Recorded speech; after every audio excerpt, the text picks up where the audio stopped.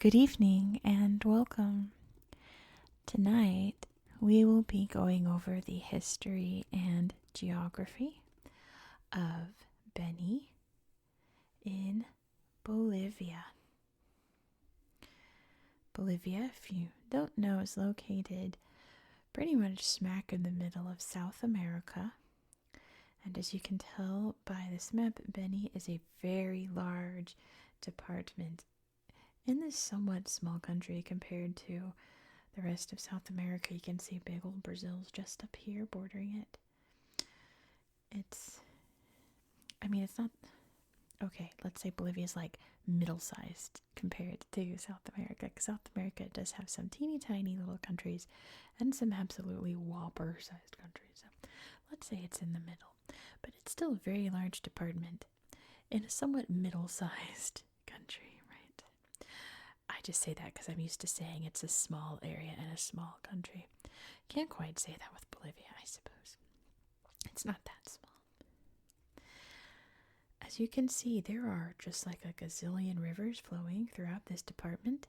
They all lead up to the Amazon. And pretty much like everything north of here and a bit into like about here is the actual Amazon rainforest. Thick, dense rainforest jungle landscape flowing with life and all kinds of creatures, all of the good stuff. So what's just to the south of the Amazon in Bolivia? Pretty much the rest of the department is made up of a landscape known as the Llanos de Mojos.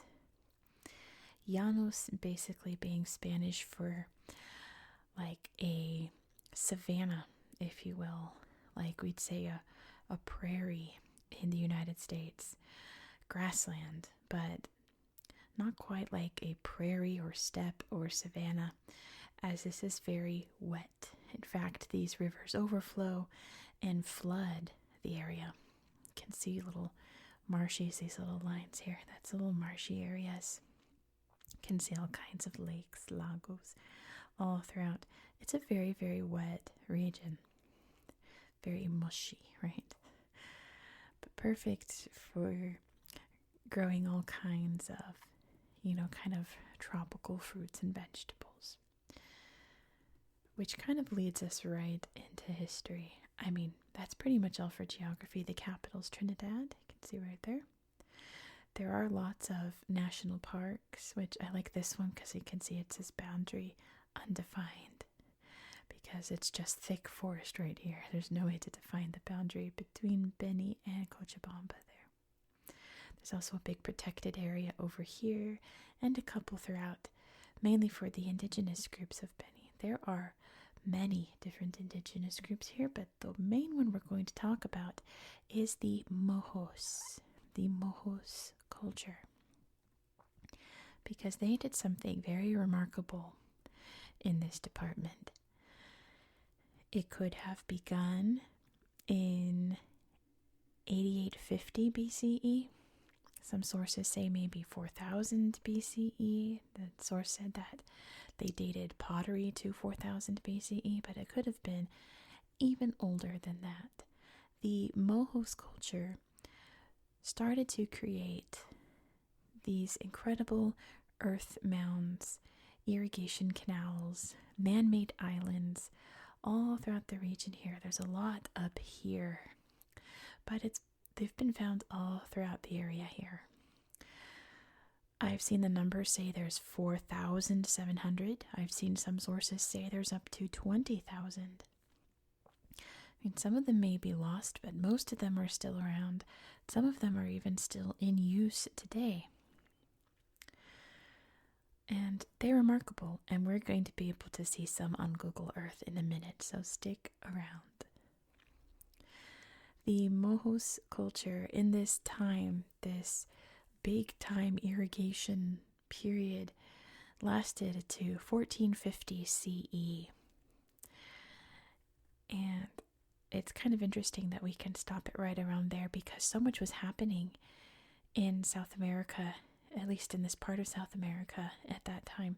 The Incas are just over there conquering away the prime of their empire, but there are gigantic mountains separating them. You can see Lake Titicaca's right here, up very high in the mountains here, so they wouldn't have had contact with these people at all. But it's just interesting that that was the time period when they stopped creating these irrigation canals and mounds and things like that. I wonder why. We may never know why. The Mohos are still very much around, but we may never know why there was that sudden change, why they stopped creating these. Maybe they just ran out of room. They built so many. so many. I don't know. But the Spanish wouldn't become a factor until like 100 years after that. The Spanish came to this area saying it was mostly just marshland. Like, I guess it's good for farming, they thought. But they thought this is surely where El Dorado is, so they scoured the area looking for El Dorado. And they did not find it. Of course, because El Dorado was not necessarily real. I mean, I talked a bit about El Dorado up in Ecuador. But, I mean, if there was an El Dorado, it was probably way up there. Not here at all. Just one of those weird European myths like Prester John thinking that surely there's something out here in the wilderness for us to bask in the glory of. And there wasn't. There was not. Especially here. It was just farmers. Just farming away. So the Spanish didn't settle here. The first European settlers wouldn't have been until like the 17th and 18th centuries. And they were Jesuits, Spanish Jesuits, coming to convert the peoples, of course, and build little communities. And they certainly did. You can see so many towns here are Santa,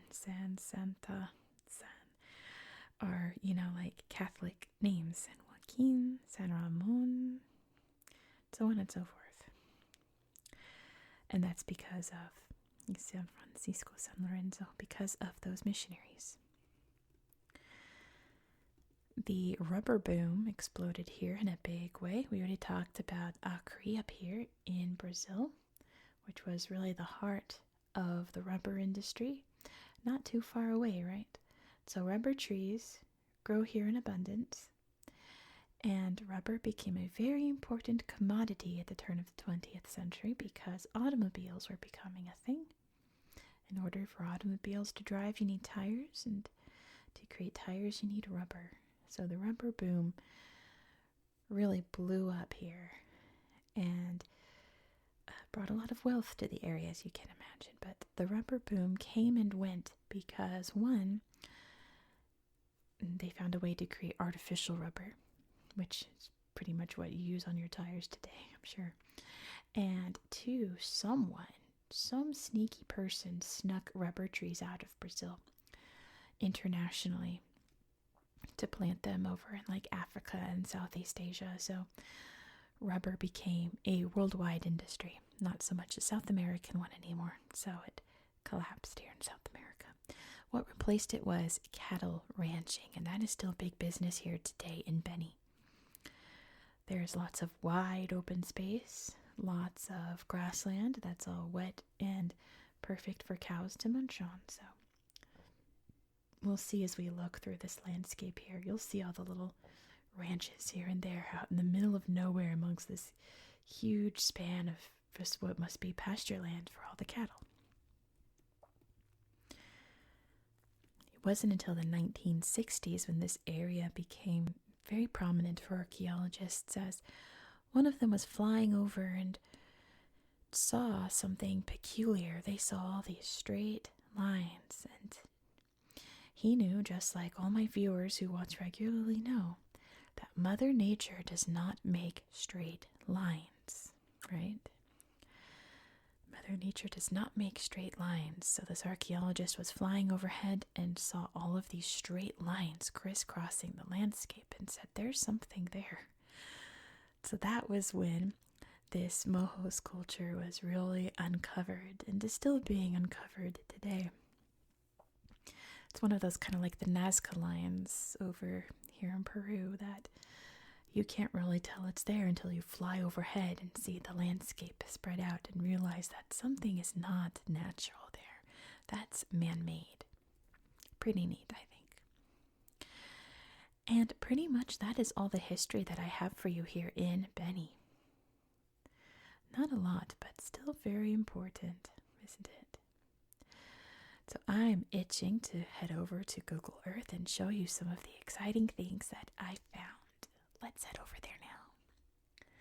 Here we are in Beni Department. But let's start by zooming out so you can see exactly where we are in the world.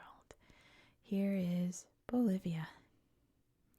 Like I said, pretty much in the middle of the South American continent here. You can see the big old Amazon up here, the Andes Mountains. And here's Bolivia. So you can see from above all this area here. This is the Llanos. You can see bits of Amazon creeping in there, right? And let's see, where should we start? I guess we should start in San Ignacio de Mojos. If this will load. This was giving me such a headache the other day, and I think it's going to do it. So give me 1 second. A few moments later.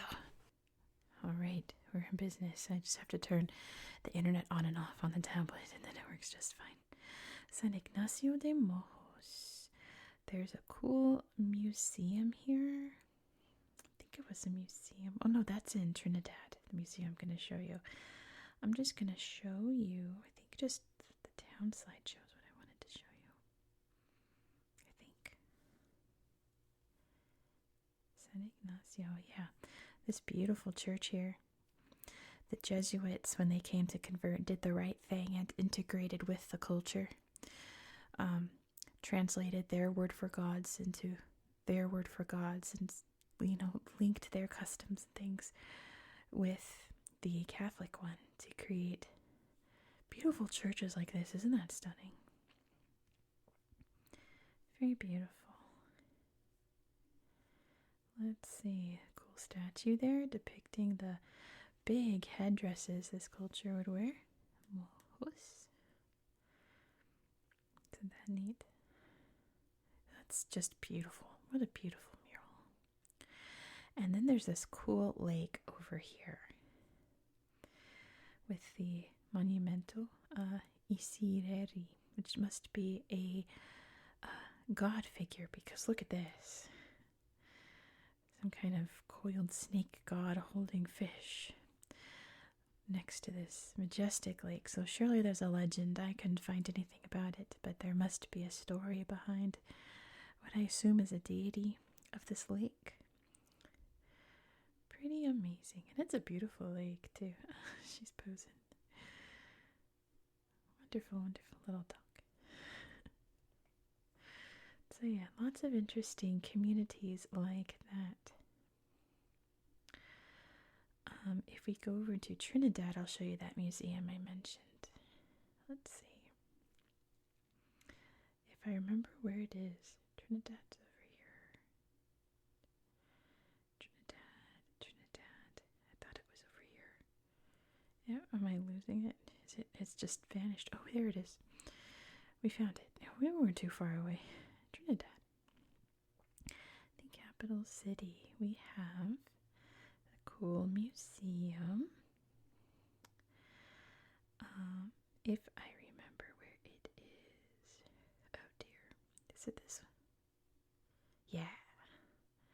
You see, look how gorgeous. So vibrant. Clearly macaw feathers, right? And cute babies in this slideshow as well, wearing traditional clothes. There's a river dolphin statue there. And fishies. Oh yeah, there's a fish museum in this town. We should go check it out after that.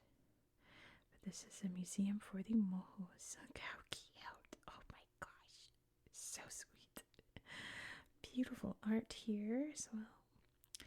Wow, I would wear this. Look at all the beads. I bet that makes a great clack clack noise when you move around and dance. So cute. Oh my gosh. Cute babies in this culture. Look how sweet. Yeah, jewelry. Beautiful, beautiful. There's a, oh, what are they called? The blue-throated macaw? I forget. Jaguar. Little statue there at Beni, Bolivia. Little keepsake. Oh my gosh, they're putting a headdress on the baby. It's like 10 times the size as her. That's pretty. Really beautiful headdresses and used in, I assume, ceremonies and dances, special events, things like that. Yes. Fish museum. Fish museum. Fish museum. Look at all these fish. So I've done this thing with my brother-in-law, whom I live with. His wife is my sister. We all live together. There's a boto, pink river dolphin. When he's bored at his job, there's an alligator, crocodile, probably. No, alligator, crocodile. I'm not sure. Turtles as well. When he's bored at his job, I told him, hey, research these upcoming regions for me. So he did research into these places we're talking about this week before I did, just to see what he would find. And he came back with the stuff about the Moho Mounts, right? But he also said that there are over 400 species of fish in Beni. And there are more birds here than any other place in Bolivia. Which is pretty neat. He found all kinds of cool stuff about these places that I did not find in my research. Look at piranhas. Jump, jump, jump. That's pretty neat. Fish museum. Although, of course, the river dolphins are not fish, they are mammals, of course. Let's look at some nature. Now, there's not a lot of slideshows, and I assume that's because, like this one, I think this one doesn't have any pictures. Yeah, because it's a biosphere reserve. You're probably not even allowed there. I think this one has pictures. Oh, yeah. Some cool river photos from above. So yeah, very jungly wild, isn't it? That's pretty. Big old fruits of some kind. I'm not sure. A fun little lizard there saying hello. Oh wow, look at all the cool rocks there. Oh, look at that landscape. Just jungle as far as the eye can see. You got a fish. Speaking of, there's some good slideshows up here in this area. Iteñez. Oh, he also came back with notes saying that the longest river in this region is the Iteñez, which here it is, I presume. So this is, oop, watch out for that jumper. This is an area reserved for the native inhabitants here, the indigenous peoples, but I guess you can come and fish these gigantic river monsters as well. That guy says he could not believe the fish that he pulled. Look at this one. Wow, big old catfish. Oh, wait. Is there? Oh, it's a bird. Okay, it's like something's in there. And they're paddling up the river. That's brave. Uh-oh. No pictures there. Oh, there was. Nope. Okay. Just enjoying the river. And fishing. Yep, yep. Lots of fish here. But yeah, lots of places here don't have slideshows, and I just assume that's because it's very out there, you know? Very remote, and not a lot of people come there to take photos to upload to Google. So if you're ever in the area, be sure to take a bunch of pictures of these small places and upload them. Oh yeah, I was admiring the rivers here. See all the oxbows? Look at all these oxbows.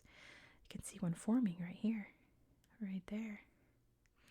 This is Geography Lesson 101, how oxbow lakes are formed. There's so many. I've never seen so many oxbows. Surely I have. I've surely looked at the Amazon. Lots of oxbows over in Eastern Europe, but that's a lot. That's a lot of oxbows. All right, on to the main event.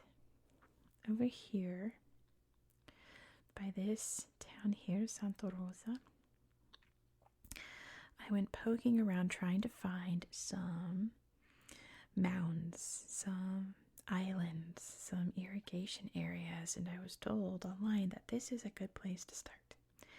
So I was like, okay, let's go. Let's go and find them. Here's some. Just these big scars and little islands here. There's 3 nice good islands there. Let's see where else. You really have to hunt. I spent way too long looking and hunting for weird straight lines all across the landscape here. Do you see them? Some good ones over here. Looks like little scars. Look at all these. Look at these. Wow, wow, wow. And you can see once we get some islands that you can see all the main roads here, but some of these roads connect the islands. Here's an island. Ta-da! Let's see where else. Yeah, I highly recommend you do this in your own time, because I spent way too long doing this and finding the coolest sites. So yeah, these are all man-made. Here's an island. Oh, these are lakes. So these very almost perfectly rectangular lakes are all over the place. I found one at one point that had a line of trees planted around it in a perfect circle, and it's like, yeah, Mother Nature doesn't do that. Mother Nature does not do that at all. Let's see. I always get lost and then I reorient myself, head back here, and then kind of go in a little different direction and see what else we can find. Let's head down here. Let's see, when we find them, it's always like, oh, see, there's a little perfect rectangular lake. All these crisscrossy roads.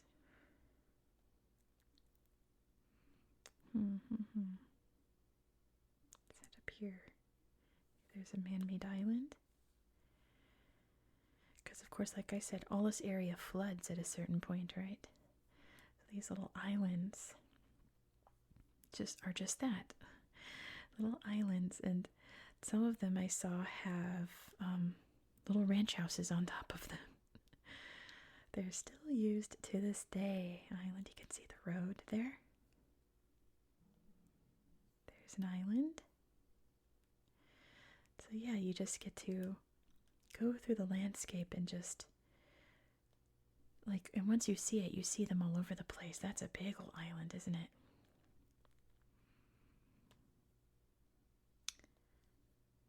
So I think we are already here. Oh yeah, look at this road around this lake here. Alright, let's head back and find some more. Let's go back this way. Oh wow, look it. Did we see this one already? I think we saw that one already. Let's see, Santa Rosa. If we go up here. Let's see.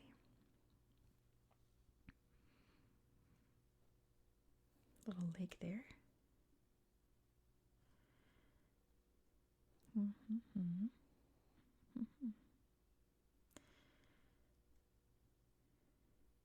Oh, come on. I can see something happening there. Oh, I'm in this marsh. Goodness. I can't find... There was one spot that had just a bunch of lines. Like, what's happening here? There's a bunch. Oh yeah, right here. Look at this.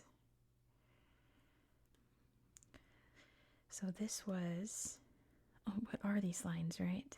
These were kind of like when you imagine rice paddies and you have the borders around that you could walk on. These would have been the little paths among all of their watery crops, right? So this was a field. Let's see. Let's go find a few more. Ooh, look. I can't remember which ones we already stumbled upon. Yeah, we're heading back into this marsh. Let's head this way. But yeah, this is all ranch land, as you can tell. Oh, wow, look. Wow. I haven't seen this before. That's very distinct still. My goodness. There's another little lake. Oh, here's a bunch. Wow. Wow, wow, wow. Wild. Yeah, I haven't come across this area before. Yeah, every time I've done this like 3 or 4 times now, and I found the coolest spots every single time. You just find something totally different.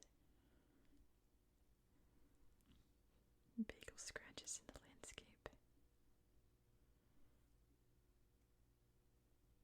It's a big, oh, see, there's a ranch, right? There's some right here. And another lake. Fascinating, right? Yeah, Mother Nature does not make straight lines like that. So yeah, I know I always say, oh, you can see this one's still all planted. This one still has trees all over it. I always say, you should whip out Google Earth at some point and look at it for yourself. I can't encourage you enough to do this. Every time, this is like literally the 4th time I've gone to play in this area to find these sites, I always find cool new stuff. Absolutely amazing. I could do this for hours. This is amazing. So yes, please, when you have a spare moment, head out to Google Earth and find some lines that the Mohos left behind. Way, way long ago, there's some ranches there. Long ago for us. Look at this. Do you think that's natural? Mother Nature can make circles, but not straight lines. Here's another little set of lakes there with roads around them. Oh, look at all these.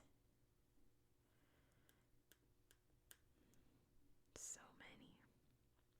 Wow. So yeah, instead of doing this for hours on end, look, this one's flooded. Oh, it almost is. Maybe it is. No, it's just dirt, but you can see the lines. Very covered in trees there. Instead of doing this for hours and hours, I'm going to end the video here. So thank you so much for watching. Look at these. See, I haven't come across ones that are all covered in trees still. Wow, wow. Island right there. If you enjoy this style of content, please consider subscribing. We're going to another beautiful corner of the world in Morocco. I think we are already here today. In Morocco, I'm going to show you what I think might be the most beautiful waterfall I have ever seen on Google Earth. It is stunning. I keep looking at different pictures of it at different angles and at different size river flows, and it's just stunning all around. Plus, there's a lot of history in this region, so be sure to subscribe so you won't miss out. If you learned something cool today, if you enjoyed seeing all of the cool lines and islands and things, be sure to give this video a thumbs up. Let me know your thoughts down in the comments. I hope that you found this video to be relaxing and educational. Sorry for the bubbles in my throat. And I hope that you have a good night.